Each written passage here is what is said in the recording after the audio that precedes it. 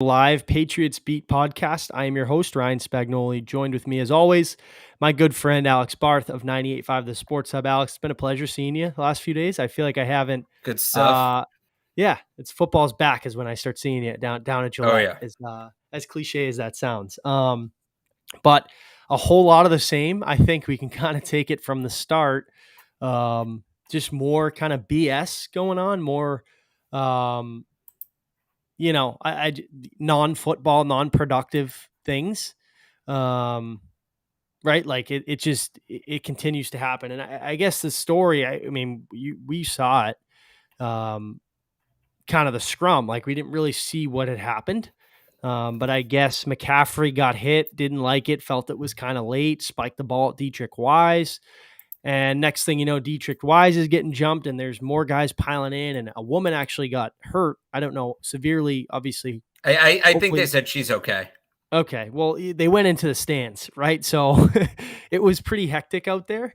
But yeah, I guess normal football stuff, but like, come on. Like that's just what losing teams do. Unfortunately, like they bring that college type of, and I'm not trashing on Matt Rule or the Panthers, but I kind of am like that. That's just like, you go watch in Vegas next week. This won't happen. Maybe a little scrum with a few guys, like that's normal stuff, but like full 60 on 60 brawl. Like that's just college nonsense that they brought here.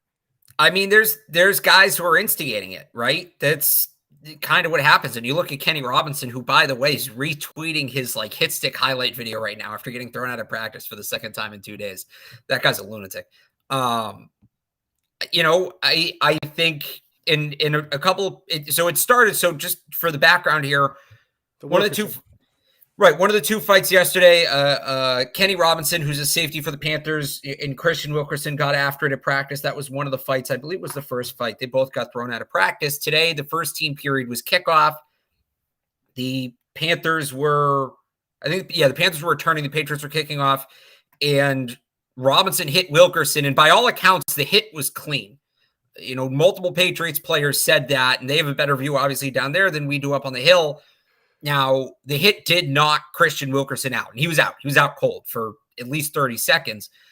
And he was down a good 5. No, yeah, he was down. 4 minutes. I think the issue came in the way that Robinson and other Panthers players reacted to the hit. And Matthew Slater talking about when you have a guy lying there in a situation, you don't celebrate.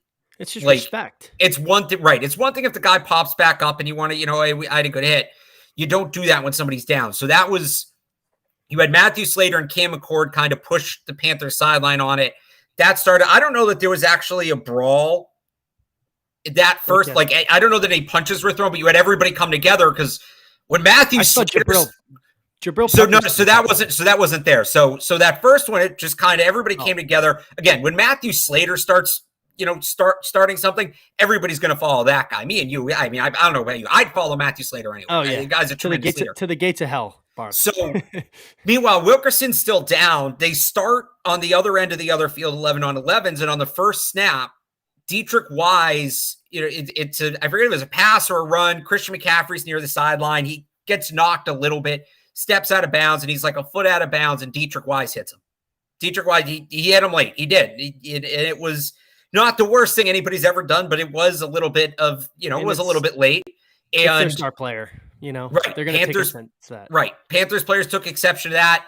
One of them, I believe, was Taylor Moton, comes up to Wise, knocked Wise over into the stands, and that's when all hell broke loose. That's when Jabril Pepper started throwing haymakers. You saw guys going wild. Again, Wise was in there. I believe it was Marcus Jones had to be pulled out of there. That was the really nasty one. And this is all going on while Christian Wilkerson's still down on the field. And that's when that's to me when it was like, okay, this is now out of control. This is now gone beyond, because there's scraps in training camp. Like that happens when you have a full team brawl with fans getting involved while there's another player still lying down, potentially unconscious on the field. That's too far. Right. So, it kind of marred what I thought otherwise was a fun couple of days of practice. The update on Wilkerson, I know some people are asking.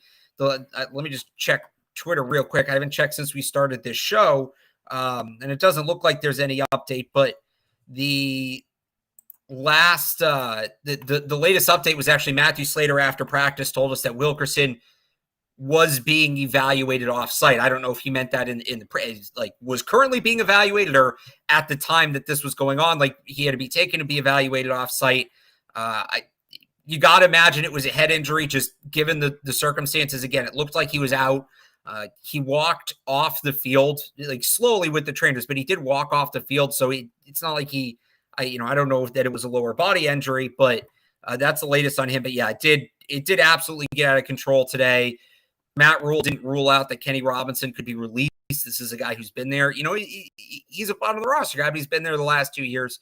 So it's going to be interesting to see how that all plays out and if it impacts the game on Friday at all, because you get in a fight in training camp, you get in a practice, you get in a fight in practice, you get thrown out. That's that. You might get fined internally, but it's not, going to really be anything of consequence beyond your wallet. You get in a fight in a preseason game, you're looking at a suspension. So I wonder if it impacts the usage on Friday. And you can call me biased, right? But I think over the years, we haven't really seen this from the Patriots when they have joint practice, right? Like I said, there'll be scrums. It always happens 1-on-1, 2-on-2, right? Like guys pulling each other off. But we haven't seen this in back-to-back days. And if you just go off Bill Belichick's philosophy, these are very meaningful practices, right? And this nonsense going on is just time away from getting better, evaluating your team. It's just non-productive stuff. So I put a lot of this on Matt Rule because, if we know Bill Belichick, he probably pulled the team aside, not only yesterday, but this morning and said, none of that. Let's go out and have a good day, right? And ignore this. Let's not get involved.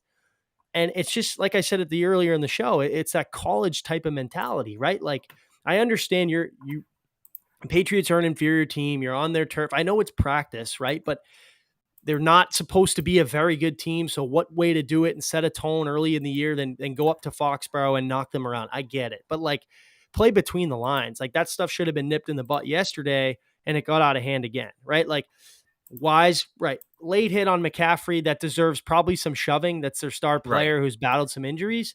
But this stuff that just keeps happening is just time away from getting better. But aside from that, I think, getting into the overall practice, I would even say you can use that as a jumping off point because you go back, right? The first play after the second fight, and after the second fight, they pulled the teams aside. Bill talked to the Patriots. Matt Rule talked to the Panthers, kind of gave them, gave them the talking to they needed. Matt comes back out and the offense comes back out and Matt drops a beautiful ball into Jonnu Smith and 11s for a touchdown. Then the next play hits Nelson Agholor in the back corner over 3 defenders for what was probably the play of the day. I mean, there is, I don't want to say there's value in it because I don't think for the teams there's value in those sort of fights, but I think you saw for us, it's a learning example to see how this team handles adversity. And you're battle tested. Right. Exactly. It's a little bit of that. And overall, I thought the offense was much better today. Might have been their best day of camp, in my opinion, at least from my point of view. They got better than yesterday, much crisper. I thought Mac Jones was very good. They had their way with that Panthers defense. It started to kind of pick up. I know that like I said yesterday, the Panthers set the physicality and the tone early on. They were loud. They were yapping. And then towards the end of yesterday's practice, you saw the Patriots offense start to push back, start to show some life. And I thought right from the get-go today, right, starting after that fight, which I think was might have been the first or second play from in 11s, because Wilkerson got hit on a kickoff. They kind of attended to him while they started kind of towards the end of the field. Matt comes back and drops 2 dimes, a great route from Jonnu Smith and a great catch and throw from Mac Jones and Nelson Agholor. And they kind of picked up right where they left off yesterday. So I thought that was good to see. I thought the offense definitely had a much better day, maybe their best day of camp. I thought they were better yesterday. I think it was 2 versions of the same thing. I just thought they were a little more consistent yesterday. I didn't love, the offensive line, right? You go back to that 2-minute drill at the end of practice, right? Mac didn't have a ton of time on that 2-minute drill to throw. He ends up having to throw the last pass away. So progress from where they were a week ago, certainly. I still think yesterday was their best day, but it's coming together. Right. And, I liked what I saw from Nelson Agholor. I think that's a guy that we spent a lot of time on saying, where does he kind of fit in this depth chart? And he's starting to kind of make his presence known. I thought he was the best wide receiver on the field today. Jonnu Smith, you can see how they're using him in different, variations than maybe last year, maybe getting him a little bit more involved. So good to see. And I know Evan wrote a column on that for Patriots.com about, Aguilar and Jonnu Smith starting to kind of get their footing and carve out a role for themselves. I thought that was Aguilar's best practice. He was arguably the best receiver on the field today. Yeah, he was really good today. And again, you're getting into that conversation now where it's, well, who's the odd man out? It looks like after Kendrick Bourne got tossed yesterday, he might have gotten, and maybe it was just, working hey, with the you second got team early on, right? right. He kind of got the bump down where that had been Aguilar at times working with the second team with Parker and Myers still with the first team. Now I don't know, maybe that's just he got in the fight and they bumped him down as a slap on the wrist, or maybe Aguilar's legitimately passed him. Whatever it was, I thought Nelson Aguilar made the most of that opportunity today. Right, and the tight ends, obviously no Hunter Henry. Jonnu Smith thrived in that, more opportunity. I think with him, man, it's you see the talent in this in the skill, right? Like in the athleticism. I just think, last year there was a number of reasons. I don't think he was ever really comfortable in that system, but it seems to me, at least from afar, he's more comfortable this year. More, got a little bit more of a pep in his step per se.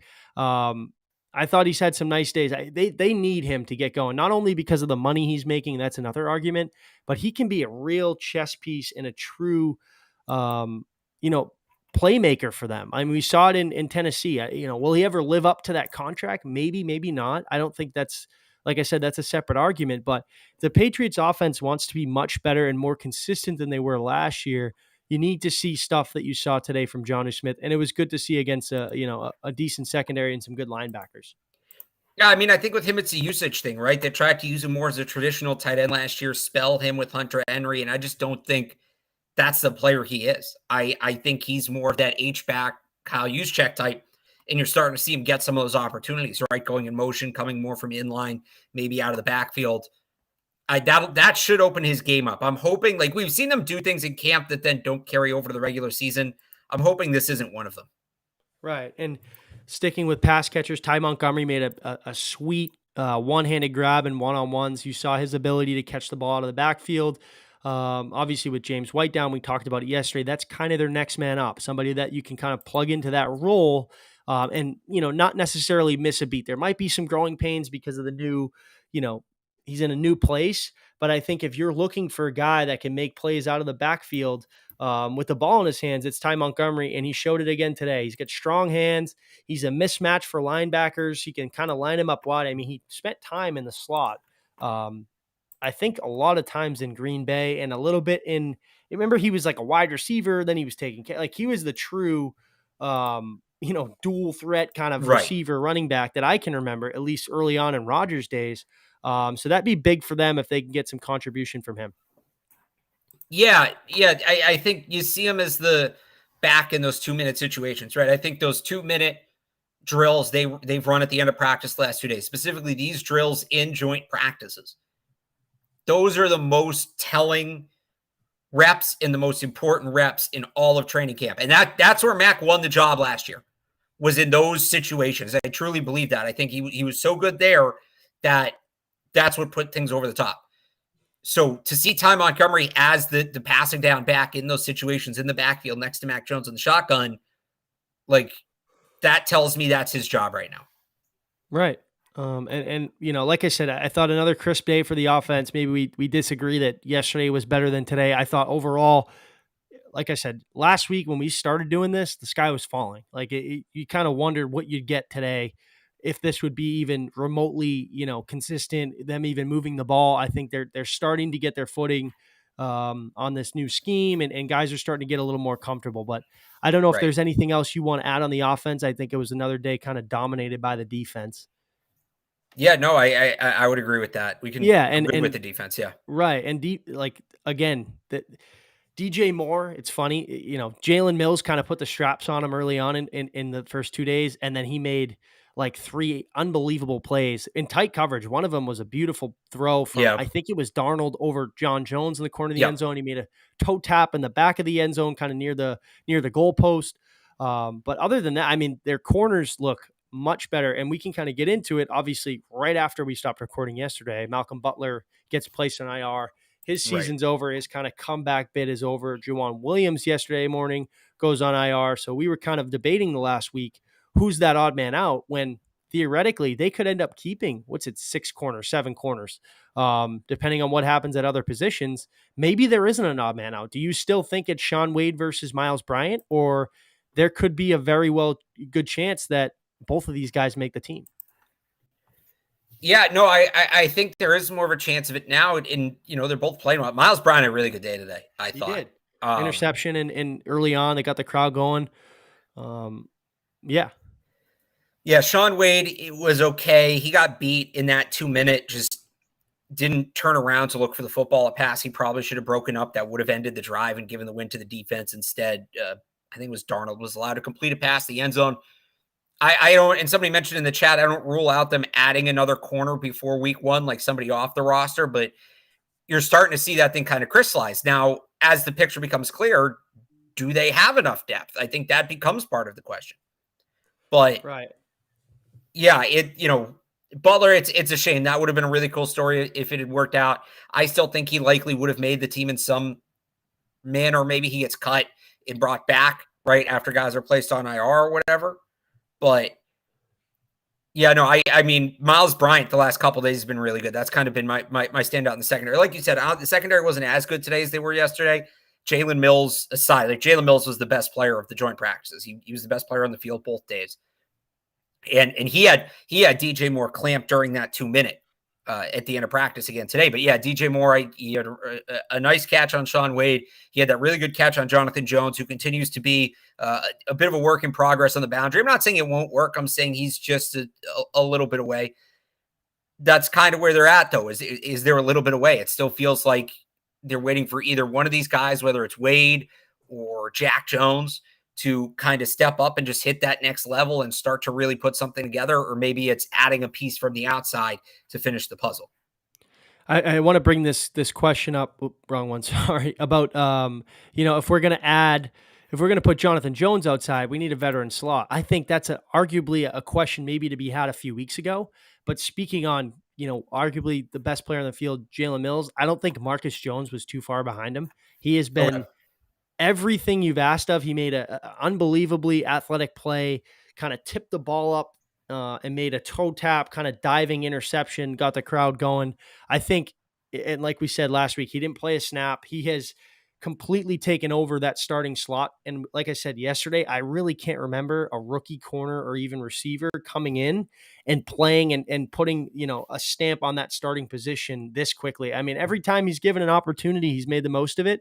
And this looks like a day one impact player, could be their best rookie, really. I know it's early, but to this point, he's been their best player out of that class.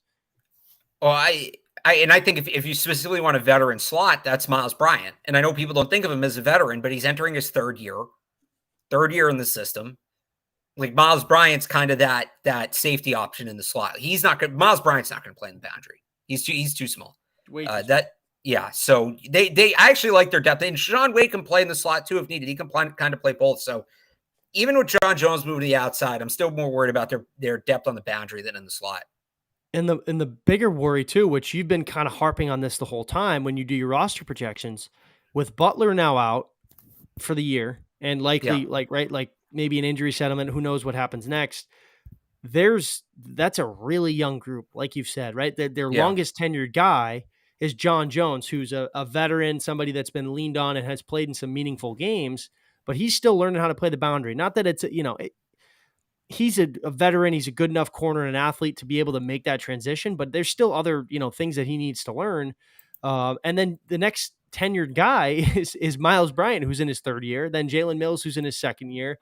You got two rookies that'll, Marcus Jones certainly seems like he's going to play a lot of snaps this year. Jack Jones could be a rotational guy, Shaun Wade, right? So that's, I guess, their biggest concern. Not only depth is, do they have enough veteran presence in that room to be able to get it done?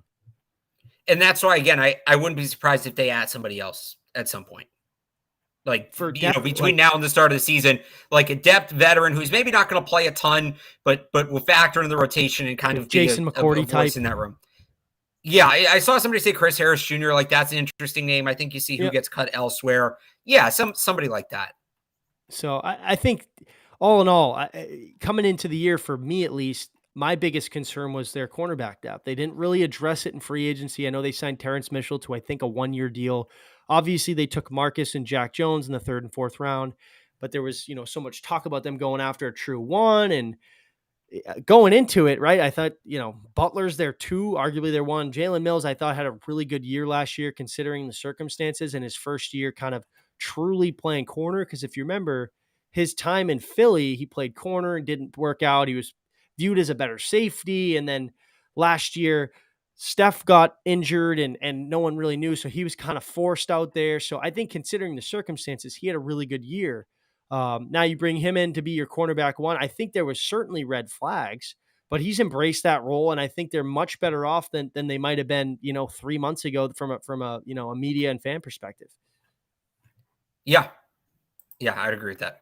So as far as the defense too, I thought their front 7 again it was too much to handle for Carolina. I think you saw a little bit more of a pushback. I don't think it was as good of a day like we saw yesterday with Barmore and Judon and Mac Wilson causing some havoc. But once again, I think they're winning in the trenches on that side of the ball. I don't know if anything stood out to you in terms of that. I know a lot of the 11s got taken away from some nonsense, and maybe they toned it back a little bit in terms of physicality wise after getting, kind of, yelled at by both coaches. But I thought another good day from their front 7.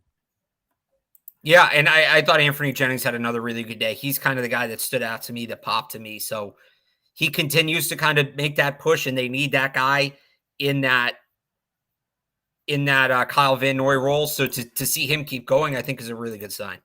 So, and I think this week was a good test for them to test their athleticism. We obviously saw it last week versus the Giants, but you're not going to face a tougher, more cover running back than Christian McCaffrey.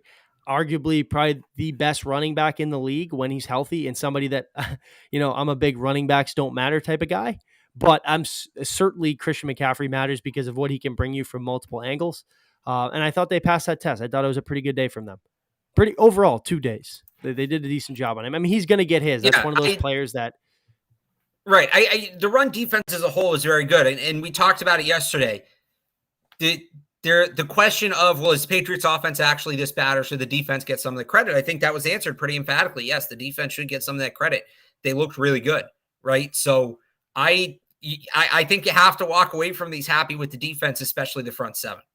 Right. So, and like I said, I a little bit more of the same, similar kind of concept that they had yesterday.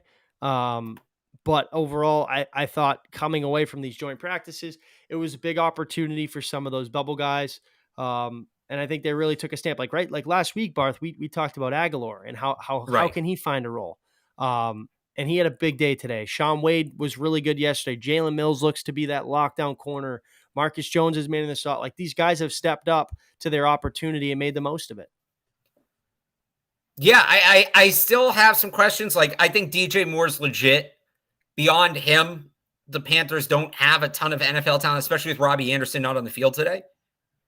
We needed, yep. I think next week's going to be very telling. I'm not ready to say that the cornerback situation is taken care of yet. To me, it's still the biggest question on the team.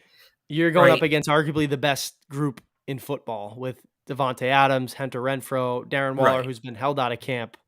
So I don't know if he'll be out there, but I think a much better team, much better quarterback. Yeah, more structure in their organization from top to bottom. Is crazy we're saying that about the Raiders right now, but I think McDaniels has done a pretty good job. They got a good team over there.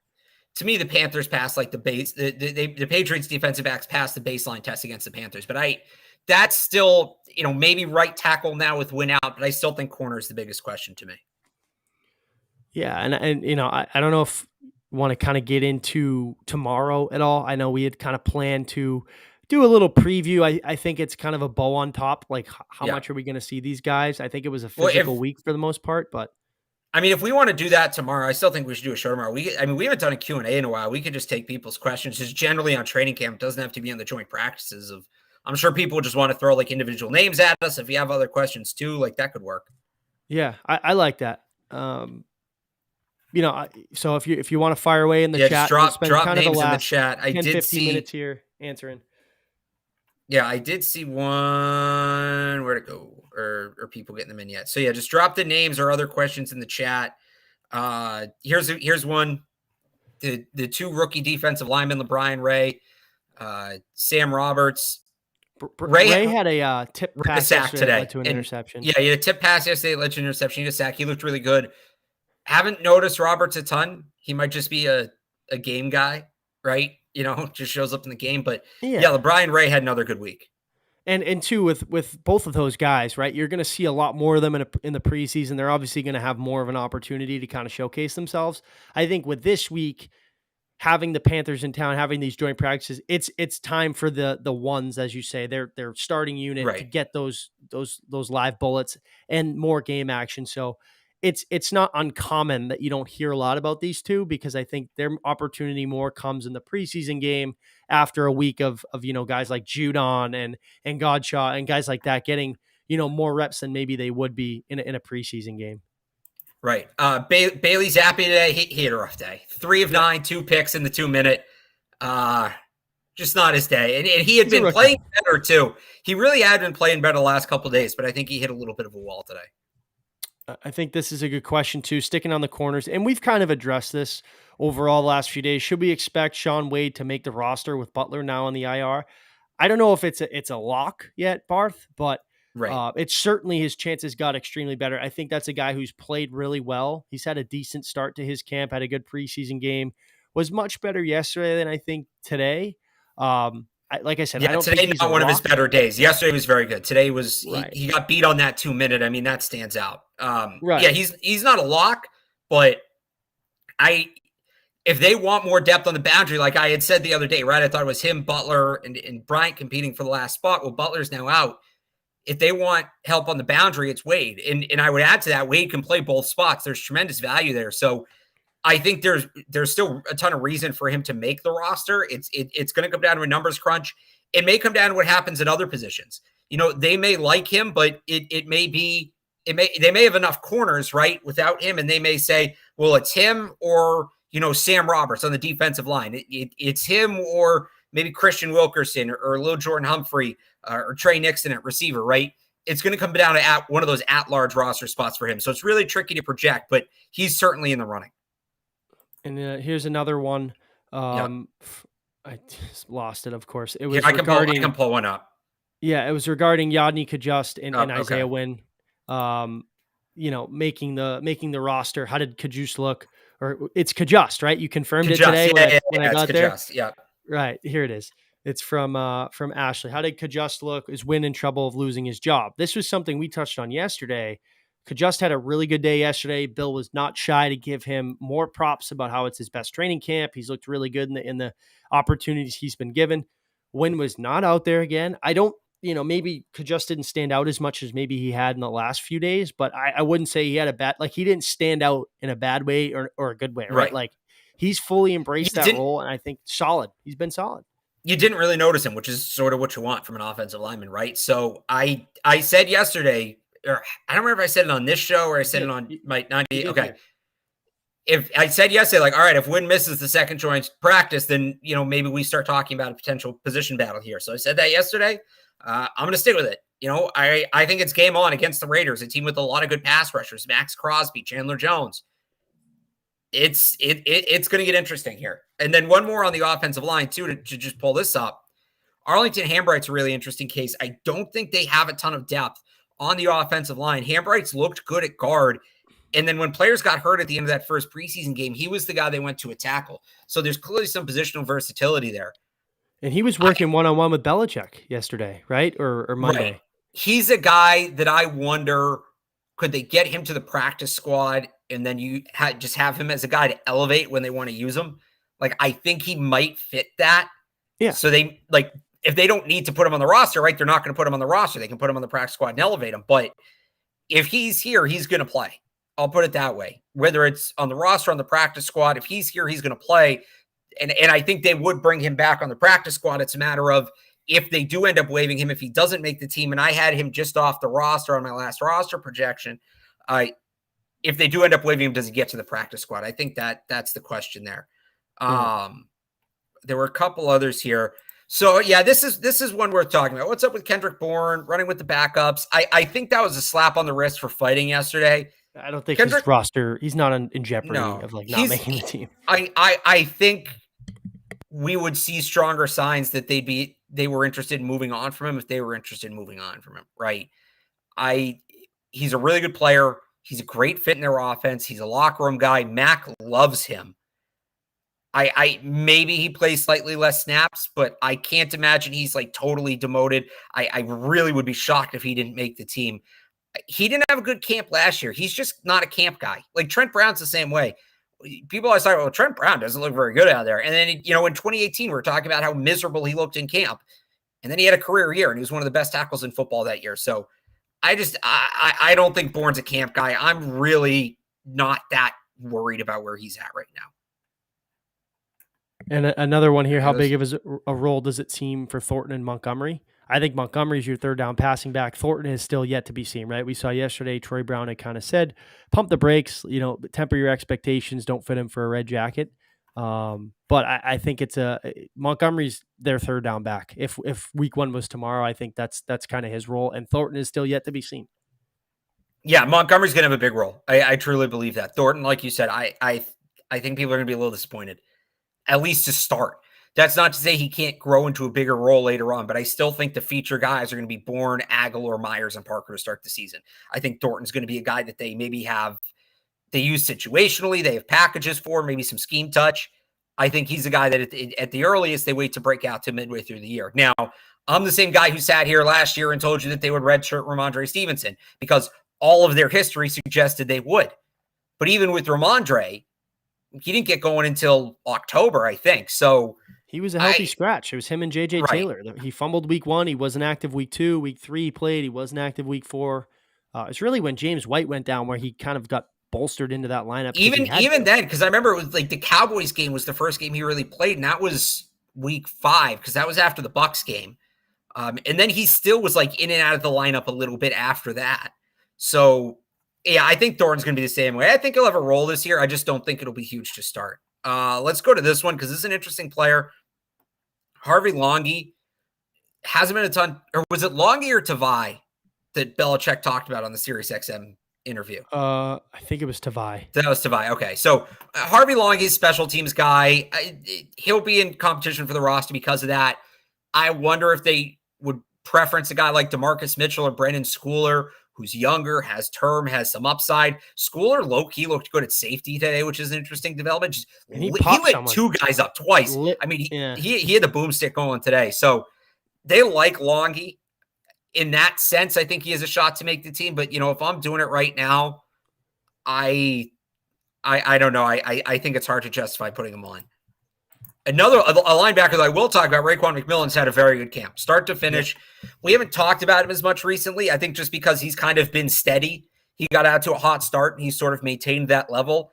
He's going to be the second middle linebacker next to Bentley. And then Mac Wilson's going to be their kind of passing situation guy, and he'll rotate in there. But McMillan's looked really good. The biggest question with him is, can he stay healthy? That's been an issue for him throughout his career going back to college. But if he stays healthy, he's going to be good. One quick comment, and then I don't know if you want to get one in. Yes, Troy Apke screams future Patriot. He just got cut by, I think, Washington, so we'll see if they feel like they need a special teamer. Troy Apke kind of fits that mold.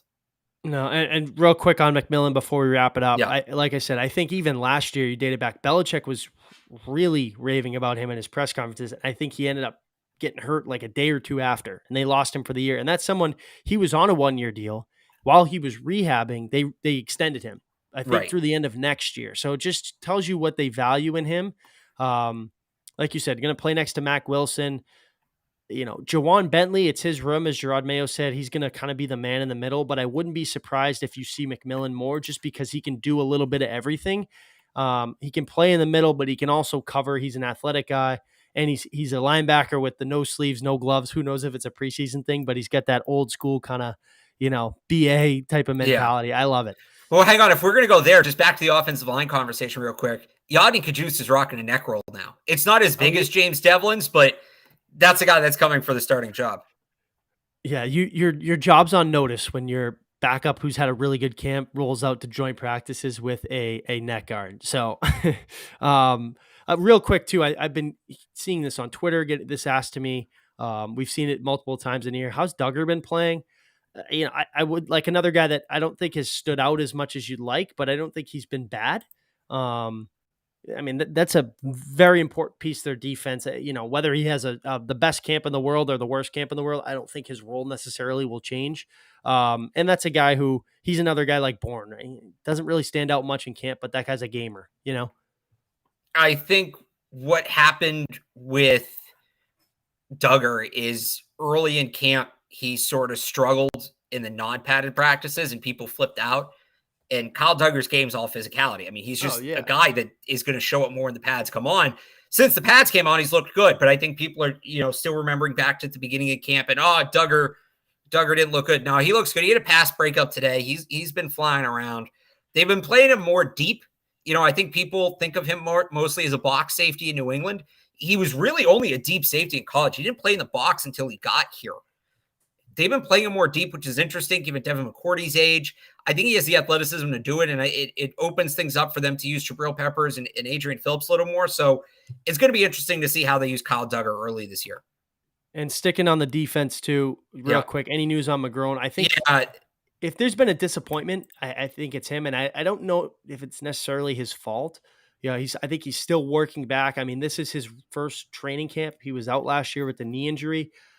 I've been a big Cam McGrone guy since college. I was fired up when they picked him. I thought they got a really good value pick, but I think it's just one of those guys that there's some guys ahead of him that have been much better. He's working with more special teams. I think he'll be on the roster. I don't think there's an issue there, but I think he's got some ground to make up in terms of where he fits, on their defense and in terms of their linebackers. Well, I think the important or just with McGrone, and I would throw Ronnie Perkins in this too. I think second year guys that people were counting on, we really haven't seen anything from either of them.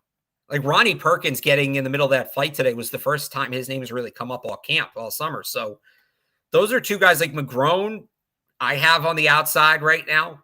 They can probably get him to the practice squad. He was so explosive at Michigan. Like that was the whole draw, right? He was this explosive, quick linebacker, and you're not seeing it. And it's not, a year removed from a torn ACL. It's not surprising necessarily to see that. It's not to say he's totally cooked, but yeah, he had a serious knee injury and he's moving a little bit different. I think you're seeing that. Perkins is an interesting one because he really hasn't done a ton, but he's a year removed from being a top 100 pick. Generally, you give those guys 2 or 3 years. I mean, look at Anthony Jennings right now, right? It was a top 100 pick and they were patient with him. And it looks like it's going to pay off. But I mean, there is precedent to move on from a guy like that. They moved on from Duke Dawson, who we saw get toasted time and time again with the Panthers this week. He was a second rounder, let alone he had a rough week. Yeah, another top 100. Well, no, I'm talking about Perkins now. It's a top 100 pick. Perkins, yeah. And Dawson was a top 100 pick. They moved on from after a year. So there is some precedent to that. So it'll be interesting to see what they do with him. So Boston Sports Minute, anything? The Red Sox had a big win last night. I don't know if there's anything you want to add, but they're not back. But the Celtics schedule came out today. I don't really have a take on that. I think we're good on the Boston Sports Minute today. Yeah, there's nothing else going on. But anyways, like I said, thanks for tuning in. I think it was a fun past 2 days, Alex. Good to get down there. Some real football. Obviously, they'll tie it on, kind of put a bow on this week, I guess. Yeah. Friday night in the preseason game. Who knows? I think we'll see the starters maybe for a drive or two. I think you'll definitely see more of them than you did Friday or last week. Matt kind of suggested that he was going to play a little bit. Right. I think it'd be the best thing for him. Just get in, get out, everybody stay healthy. And then, one more week of this. Really, it's pretty crazy, at least from, matching up with an opponent. Obviously, they'll leave for Vegas Sunday.